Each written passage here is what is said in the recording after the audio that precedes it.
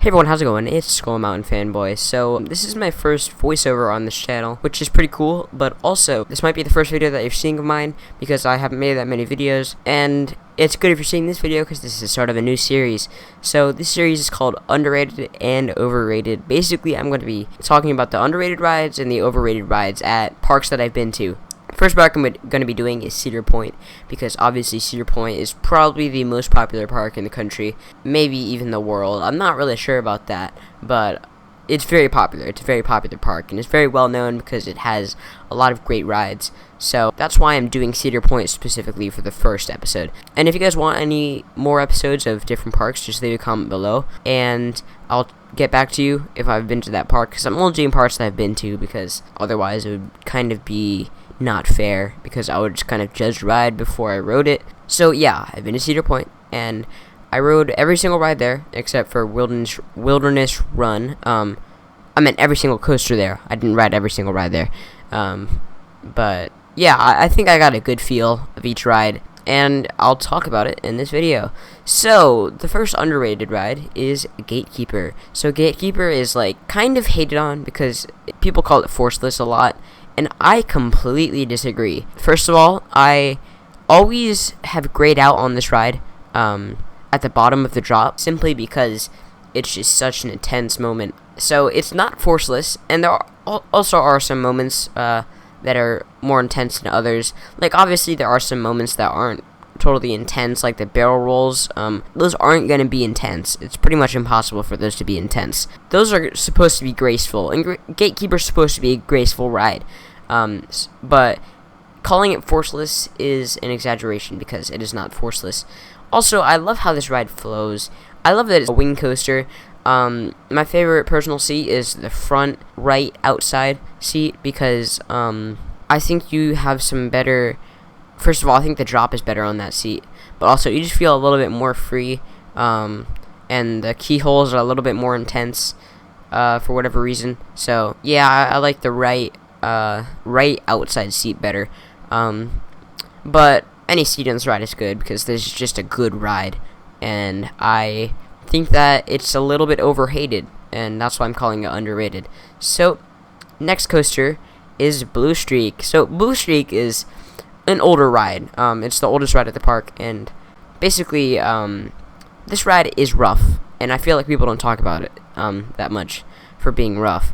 I feel like people don't even talk about this ride much at all, and it is an underrated ride, because I can't remember exactly what seat, but I think it was towards the back, but not the very back, because the very back is very rough.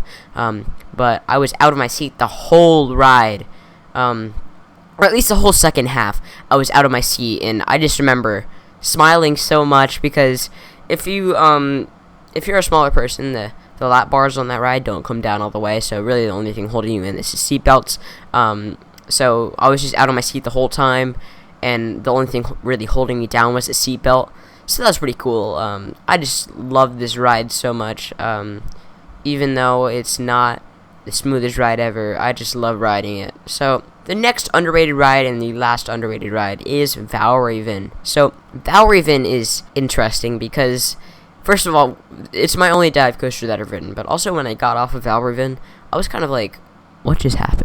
Because Valor is like one of those rides where it's really not your traditional ride. First of all, it's pretty short. It isn't very long at all.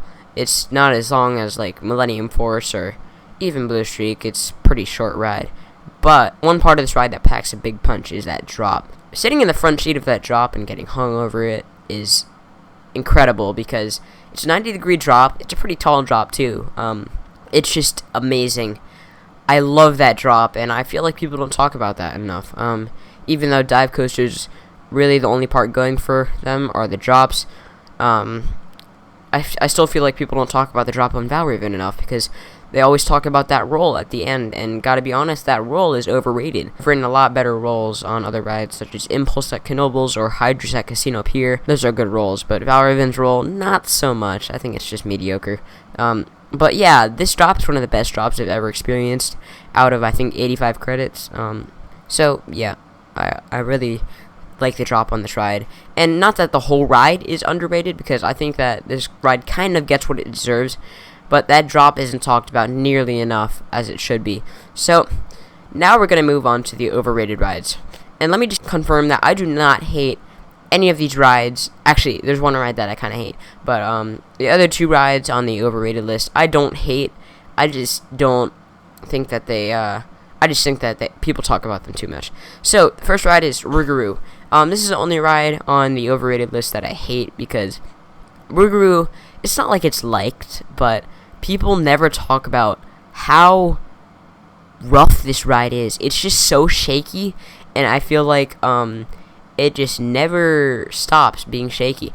I think the first half isn't bad, but after that kind of weird loop part, I'm not sure what you call it.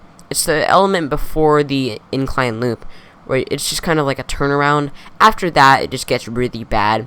Partly because it's a stand-up coaster layout, and stand-up coaster layouts aren't the strongest, but also because the floorless conversion on this ride didn't work out so well. I don't think it's worked out so well on any other ride, so that makes it super shaky.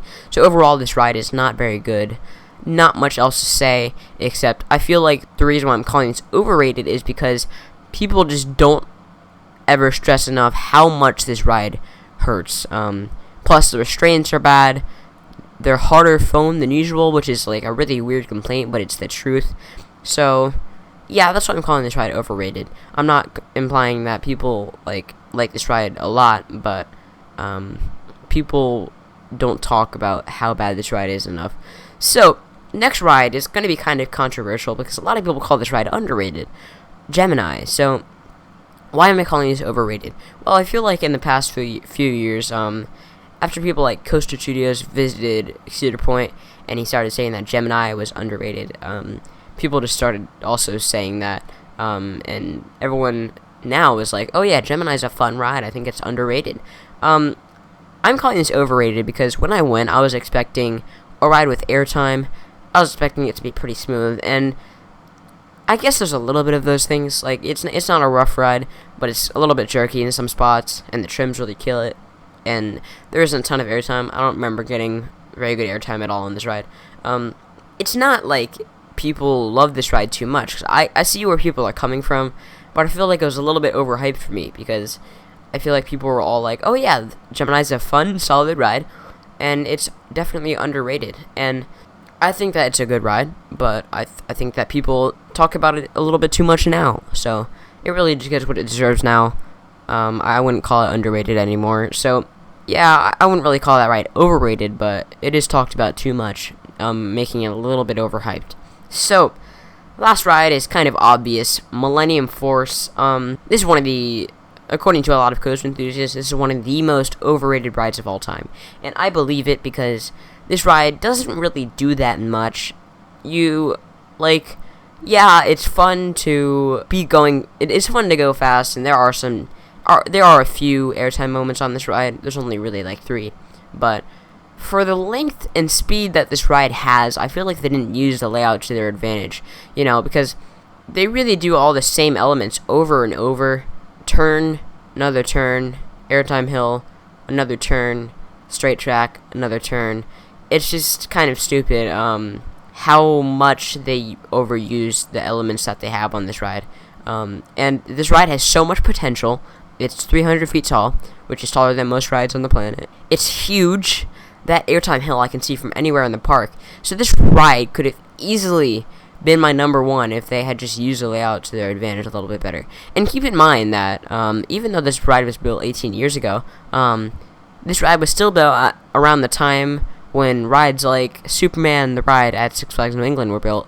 And that is a great ride with great airtime. And actually, I think they used the layout to their advantage there. Millennium Force, I feel like it's almost a waste of track in some areas, because you're just kind of going straight and then turning and then going straight. So that's my thoughts on Millennium Force. I don't think I really need to explain much more about it, because you can ask anyone else and they're probably going to say it's an overrated ride. Yet this ride still got 2nd place in the Golden Ticket Awards. So yeah, I get why people like the ride, but I think that it's talked about way too much, and it's not as good as it could be.